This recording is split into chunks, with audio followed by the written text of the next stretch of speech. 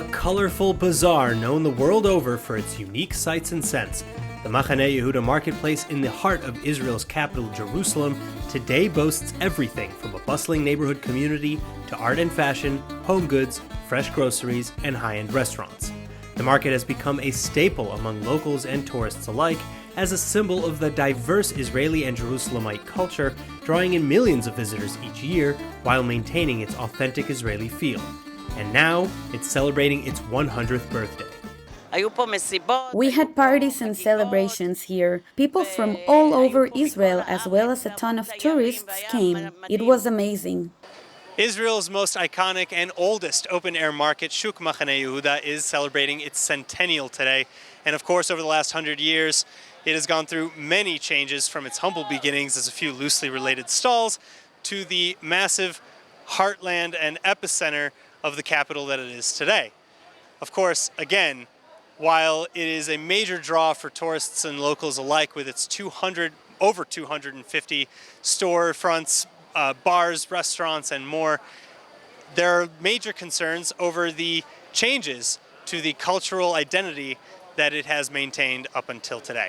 Individual vendors first began selling their wares in the area during the Ottoman period, but the shuk was formally established under the British Mandate in 1923 as a place for locals to gather and shop. Then through waves of immigration and regime change, the Machane Yehuda marketplace evolved tremendously. Back in the day, when people needed to run their daily errands, especially with respect to fruits and vegetables, they would come to the market. The Jerusalemites would come to the shuk. There were no supermarkets or stores near the house. Everyone would come to the market. It all started with the old lady that used to come from En Rafa to sell their products around the market, but they didn't necessarily meant to stop where they are. They were on their way to Jaffa Gate, and as you know, the market is based between Agrippas to Jaffa Road, and Jaffa Road ends on Jaffa Gate. I've been here nearly 36 years. When I started here, the character of the market was completely different. There were barely any restaurants in the area. Most of the stalls were just fruits and vegetables, and we went through a lot in the market. Unfortunately, we went through the intifadas and wars, and somehow we survived. Retired shop owner Chanukah Tzion, a longtime resident in the shuk, recalls his 81 years as a shoe vendor in Machane Yehuda, including his service in the Six-Day War and waves of terror attacks at the market. I remember here in Machane Yehuda, some 50 years ago, there were 2 bombings. On this street, there was an explosion. People ran to the other side, and there was another explosion. Also, some 50 years ago, there was another explosion. Where you exit from Eitz Chaim Street to Agrippas, there was a second explosion. People were injured. People died. Growing security around the shuk has reduced the number of attacks in the marketplace to practically nil. So the major challenge today largely centers on retaining the unique traditions and identity of the market against the influences of modernization, inflation, and corporate globalization. In the last 10 to 15 years, the market has become a place of entertainment. That is, there are good restaurants, good bars, and also the traditional market.